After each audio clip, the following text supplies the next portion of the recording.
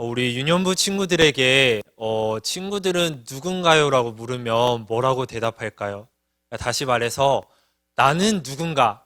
얘들아, 너네는 누구야? 너네는 스스로를 나라고 하잖아. 그 나는 누구야? 라고 묻는다면 그 아이는 뭐라고 대답할까요? 예상해 보신 분들 계신가요? 아마 제가 저죠. 저는 저예요 라고 대답할 거예요. 그러면 너는 너를 나라고 언제부터 불렀고 언제부터 생각했니? 라고 묻는다면 아이들은 뭐라고 대답할까요? 아마 대답하기가 쉽지 않을 것입니다. 나라는 개념은 언제 생길까라는 질문에 있어서 현대 정신 분석학에서 자기 심리학이라는 분야가 있더라고요. 그 자기 심리학이라는 분야의 대가가 하인즈 코엇이라는 사람인데 그 사람은 나라는 개념, 즉 자기라는 개념이 언제부터 형성됩니까? 라는 질문에 대하여서 이렇게 대답합니다. 유아는 일정한 잠재력을 가지고 태어납니다. 어머니는 아기에 대한 기대와 소망을 품죠.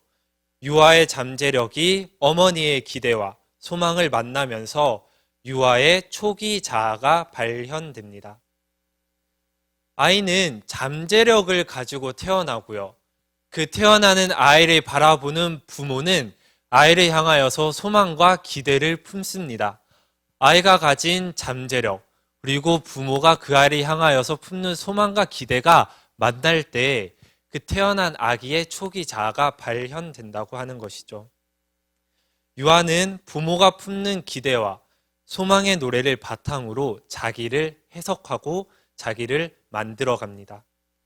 이 이론을 보며 나는 어떠했는가 질문해 보았습니다.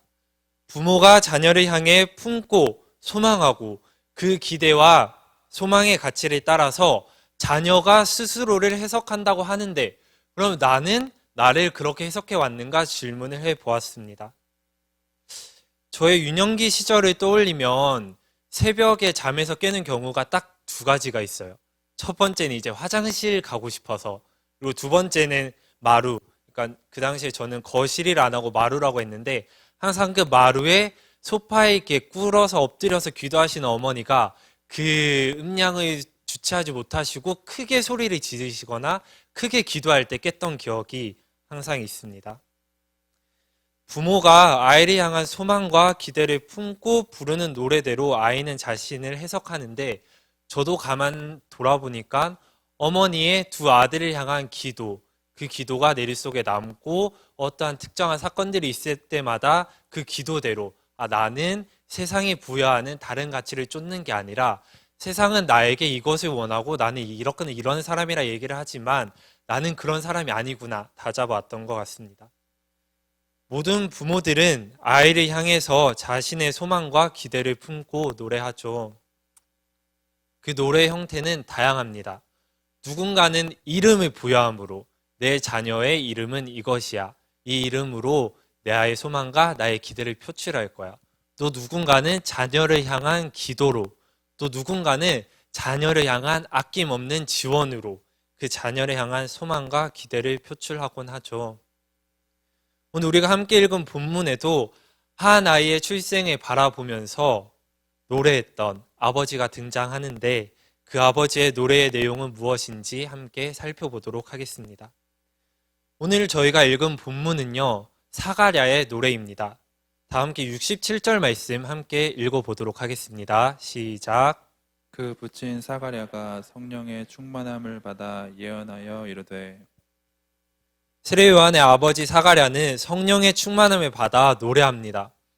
본문의 노래를 부르기 10개월 전만 해도, 그러니까 다시 말해서 세례 요한이 태어나기까지 그 걸린 10개월 전만 해도 누가복음 1장 초두에는 사가랴가 성령의 충만함을 받은 모습이 아니라 믿음 없는 모습으로 등장합니다. 천사가 요한에게 나타나서 너가 자녀가 생길 거야 라고 얘기하는데 요한은 믿지 않죠. 그러나 오늘 본문에서 단 10개월이 지났을 뿐인데 사가랴는 성령의 충만함을 입어 아이를 향해 노래를 부릅니다. 성령의 충만함을 받은 사가랴가 부른 노래의 내용은요, 이스라엘의 아버지들의 역사입니다. 요한을 향하여서 자신의 개인적인 소망을 노래한 게 아니라 한 아이가 탄생했는데 이 아이를 향하여서 나의 아버지, 우리 민족의 아버지들의 역사를 노래합니다.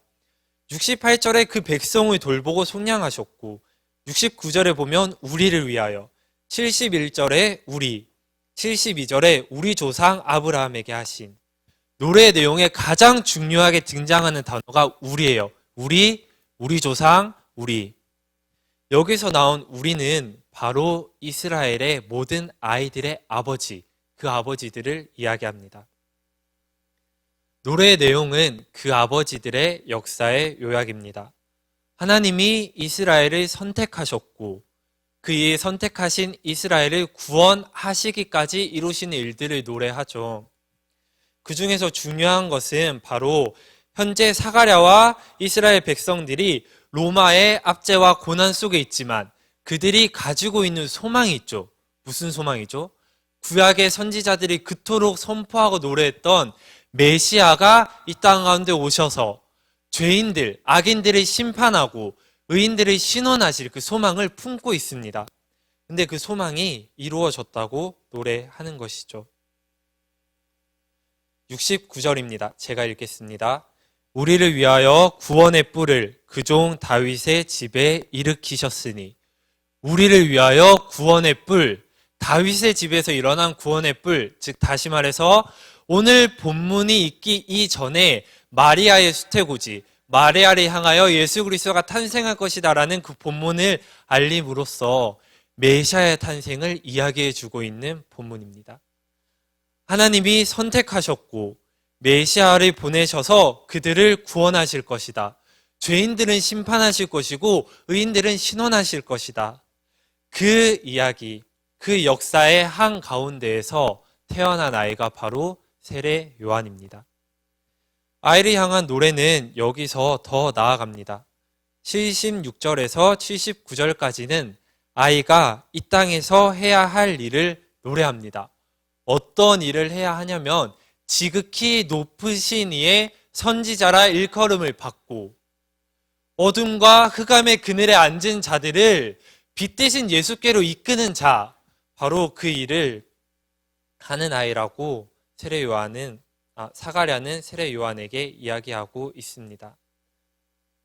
메시아의 길을 미리 준비하고 그 길을 예비하는 아이, 그 아이가 요한인 것입니다. 하나님의 놀라우신 구원을 이 땅에 선포하고 예수 그리스도의 길을 예비하는 그 거룩한 사명이 이 아이에게 있는 것입니다. 그래서 사가랴의 노래를 조금 요약해서 이야기해 드리면 이렇게 얘기하는 것이에요. 아이야, 너가 이 땅에서 태어난 이유와 목적이 있어. 그 목표는 바로 수많은 사람들 앞에서 이 땅에 빛으로 오신 예수 그리스도를 선포하는 것이고 빛 대신 예수께로 흑암과 어둠의 권세에 앉아있는 자들을 이끄는 거야. 그게 너가 이 땅에 태어난 유일한 이유이고 너가 이 땅에서 이루어야 되는 유일한 가치야 라고 노래하는 것이죠. 사가랴는요, 이 시대의 어느 부모와는 달리 자신의 개인적인 바람과 소망을 아이를 향해 노래하지 않습니다. 세상이 아이들에게 부여하기 원하는 그 어떠한 가치도 아이에게 부여하지 않아요. 단지 너는 주 앞에 먼저 가서 그 길을 예비하는 자야 라고 노래할 뿐입니다. 다시 말해서 아이야, 내가 너에게 좋은 것 물려줄 수 없어. 내가 너에게 다른 좋은 부모들이 물려주는 그 모든 것들을 물려줄 수 없어. 다만 나는 너에게 이 노래를 불러주고 싶어 하면서 노래를 불러주는 것이죠. 너에게 내가 줄 수 있는 유일한 것은 너의 가치와 정체성을 알려주는 거야. 너의 아버지들의 이야기가 울려 퍼지고 있는 이 역사의 한가운데서 너는 태어났단다. 그 이야기 속에서 너의 역할이 주어졌어. 너의 역할은 지금까지 아버지들이 고대하고 고대했던 메시아가 이 땅에 왔고 그 메시아에 앞서 가서 그 길을 예비하는 것.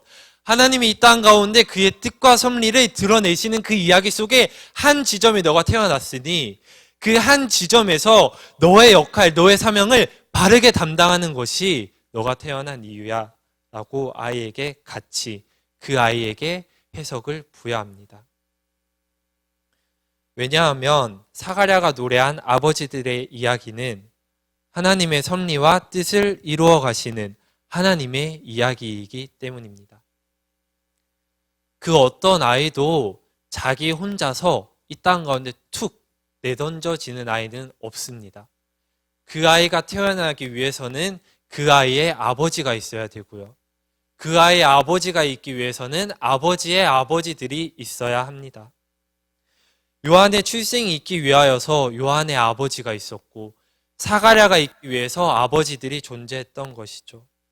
그 아버지들의 이야기가 무엇입니까? 이 땅에서 하나님의 뜻과 섭리를 드러내는 이야기 아닙니까? 이 땅에서 쓰고 나가시는 하나님의 이야기가 바로 오늘 사가랴가 노래한 아버지들의 노래 아닙니까? 세례 요한의 출생은 그렇기 때문에 하나님의 이야기와 잇닿아 있어요.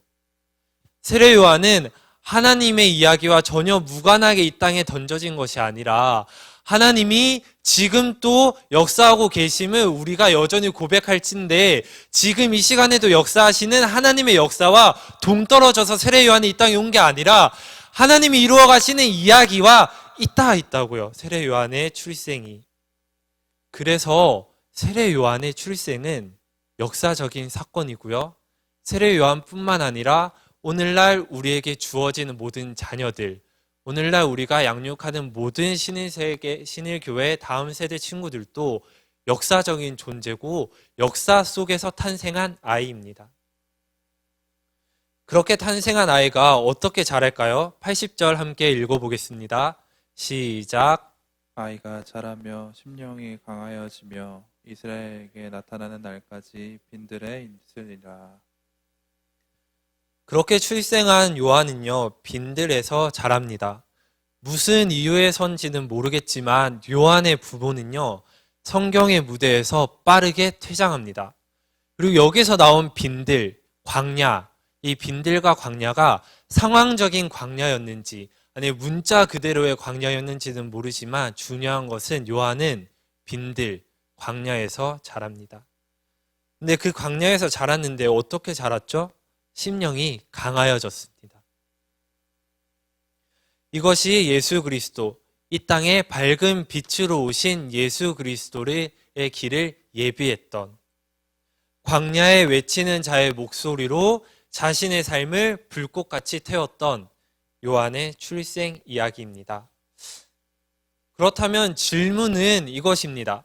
저희가 마태복음, 마가복음, 누가복음 중에서 요한의 출생 이야기, 사가랴의 노래를 이렇게 길게 다루고 있는 본문이 또 있을까요? 마태와 마가, 누가 중에서 누가 세례 요한의 아버지의 노래를 이렇게 길게 기록했죠? 누가밖에 없습니다. 그 이유가 무엇일까요? 바로 사가랴의 노래가 오늘날 이 시대를 살아가는 부모님들과 그리고 아이들에게 여전히 울려 퍼지고 있기 때문입니다. 누가는 단순히 예수 그리스도의 탄생 기사 몇 줄 더 적는 것보다 세례 요한의 탄생을 두고 불렀던 그 아버지의 노래를 기록하는데 그것이 오늘을 살아가고 있는 저희들에게 의미 있는 이유는 여전히 모든 아이들은 하나님께서 우리들에게 주셨고 그 아이들 역시 하나님의 역사 속에서 태어났기 때문에 사가랴가 요한을 향해서 불렀던 그 노래가 여전히 우리가 아이들을 향해서 불러야 되는 그 노래이기 때문입니다. 모든 아이는 하나님과 무관하게 이 땅에 태어나지 않습니다. 그 어떤 아이도 하나님의 뜻과 섭리를 보여주지 않기 위하여서 한 아이의 일생을 돌아봤을 때 그 아이의 일생을 통하여서 하나님의 뜻과 섭리가 보이지 않는 아이는 한 명도 없습니다. 모든 아이들은 역사적으로 태어나는 존재입니다. 그렇게 태어나는 아이에게 가장 우선적으로 부여해야 될 가치가 무엇일까요? 오늘 본문 76절과 77절의 가치입니다. 함께 읽도록 하겠습니다. 76절과 77절입니다. 시작. 이 아이여 내가 지극히 높으신 이의 선지자라 일컬음을 받고 주 앞에 앞서가서 그 길을 준비하여 주의 백성에게 그 죄 사함으로 말미암는 구원을 알게 하리니. 역사적인 존재로 탄생한 아이에게 가장 먼저 부여해야 되는 가치는요, 아이야, 너는 빛 대신 예수, 어둠과 사망의 그늘에 앉은 자에게 비치고 그들의 발을 평강의 길로 인도하시는 그 예수께로 그 영혼들을 인도하는 자가 되어야 한단다. 바로 이것이 아이에게 부여해야 될 가장 우선적인 가치입니다. 이것이 하나님의 이야기와 있다는 존재로 태어난 아이에게 가장 먼저 부여되어야 할 가치입니다. 어둠과 사망의 그늘 아래 누운 자들을 빛 대신 예수께로 이끌 때 그 아이가 이 땅에서 가장 가치 있게 빛나는 것입니다. 한 아이가 태어나서 교회 안에서 신앙 있는 부모의 자녀로서 자라갈 때 그 아이가 가장 가치 있고 가장 빛날 때는 어둠과 흑암의 그늘에 앉아있는 자들에게 빛 대신 예수를 전하고 그들을 예수께로 인도할 때 그 아이가 가장 가치 있는 것입니다. 이 일을 우리의 자녀들이 감당하는 것이 우리의 제일 먼저 된 소망과 기대가 되어야 되지 않겠습니까? 우리는 우리의 자녀가, 우리가 양육하고 있는 신일교회 다음 세대 친구들이 어떠한 이야기 속에서 태어났다고 고백하시는지요? 그렇게 고백했다면 이 아이가 이 땅에 살면서 어떠한 이야기를 남기고 주님 곁으로 갈 것을 기대하십니까? 어떠한 기대로 우리 아이들에게 가치를 부여하고 어떠한 해석으로 우리 아이들을 해석하실 것입니까? 한 아이가 태어나서 학교에 들어가서 수행평가를 잘 받은 이야기가 교회가 다음 세대에게 물려줘야 될 아름다운 이야기로 퍼지겠습니까? 그 수행평가 잘 받은 아이가 반 아이들과의 경쟁에서 살아남아서 좋은 대학에 간 것이 아름다운 이야기로 울려 퍼지겠습니까? 그 좋은 대학 간 아이가 부모가 염려하지 않아도 되는 회사에 취직하고 부모의 염려를 전혀 끼치지 않는 사회적 지위에 올라가서 많은 것들을 소유하고 많은 것들을 가지고 많이 먹고 많이 입은 종류의 이야기가 이 교회가 다음 세대에게 물려줄 아름다운 노래로 울려 퍼지겠습니까? 이 아이들이 어떠한 이야기를 남기고 살 것을 우리 부모님들과 우리 교사들은 소망하십니까? 그 기대에 따라서 어떠한 가치를 우리 아이들에게 부여하고 계십니까? 아이들에게 다른 종류의 가치를 먼저 부여하지 않으시길 원합니다. 그 아이에게 세상의 그 어떠한 이름을 먼저 부여하셔서는 안 됩니다. 왜곡된 해석과 세상이 요구하는 종류의 자기 해석, 세상이 요구하는 종류의 가치를 부여하면 하나님께서 역사적인 존재로 보내주신 아이의 역사성이 가려집니다. 아이가 하나님의 뜻에 관하여서 관심이 없고 그 아이를 향한 하나님의 뜻과 계획을 아이에게 말해 주어도 그 아이가 자신을 향한 하나님의 뜻과 계획을 나의 삶과 연관짓지 않고 관심을 가지지 않고 그것은 나와 전혀 동떨어진 종류의 다른 세계의 이야기라고 여긴다면요. 그것은 그 아이에게 부여된 자기 해석이 왜곡되었기 때문입니다. 하나님의 이야기, 하나님의 역사를 이어가는 존재로서가 아니라 나는 이 땅에 살고 80년, 100년 정도 살다 죽을 건데 내가 남겨야 되는 이야기는 나의 재산이야. 내가 가져야 되는 가치는 남들보다 위에 있는 거야. 라는 식의 가치가 부여된 것입니다. 그러면 우리는 어떻게 해야 합니까? 믿음의 부모님들 그리고 믿음의 선생님들은 우리 아이들에게 어떻게 해줘야 합니까? 예수님 안에서 재해석된 가치를 그 아이에게 부여해 주어야 합니다. 아이들이 이 땅에서 어둠과 사망의 그늘에 앉은 자들을 빛 대신 예수께로 인도하는 하나님의 이야기를 이어가는 그 역사적인 이야기를 남기는 존재. 너는 단순히 이 땅에 와서 남들을 이기고 남들보다 잘 먹고 남들보다 잘 입고 남들이 얻는 것 당연히 너도 얻어야 되고 남들이 가진 것 당연히 너도 가져야 되니까 라는 종류의 가치가 아니라 너의 정체성은, 너의 가치는 하나님의 이야기를 이어갈 때 가치 있는 거야 라는 그 거룩한 가치, 거룩한 자부심을 회복시켜 주셔야 합니다. 이 본문 앞에서 유년부를 사역하고 있는 제가 사실은 많이 찔렸습니다. 제가 아이들에게 그렇게 구박하진 않죠. 학교 가서 성적 잘 받았니? 몇 점 받았니? 학습지 잘하고 있니? 물론 아이가 먼저 와서 대회 나가서 상 탔어요. 받아쓰기 100점 받았어요. 또 어떤 아이는 와서 전사님, 강사님, 나 이 문제 풀었는데 강사님 풀 수 있어요? 문제를 내주기도 하죠. 근데 제가 아이들에게 그런 종류의 가치를 부여해서 찔렸던 게 아니라 나는 나의 가치를 어떻게 매기고 있냐라는 그 질문 앞에서 굉장히 찔렸습니다. 모든 아이는 역사적인 존재로 태어나고 예수 그리스도를 빛 가운데로 인도할 때 가치 있다는 이 말씀 앞에서 나는 내 가치를 이것으로 매기고 있었나? 라는 질문 앞에 자유롭지 못하더라고요. 나는 내 동기들보다 얼마나 더 많이 공부했지? 나는 내 동기들보다 얼마나 더 많이 인정받고 있지? 나는 내 동기들보다 얼마나 더 많은 질문에 답변할 것들을 가지고 있지 않은 종류의 가치를 스스로 부여하고 그것으로 저의 가치를 매기고 있더라고요. 저만 그런가요? 자녀들을 양육하고 계신 우리 부모님들께서도 누군가의 자녀일진데 스스로에게 어떤 가치를 부여하고 살고 계십니까?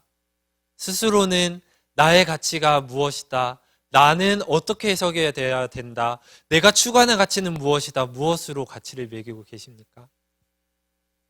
오늘 여기 모인 모든 부모님들과 자녀에게 예수님 안에서 재해석된 거룩한 재해석이 주어지길 원합니다.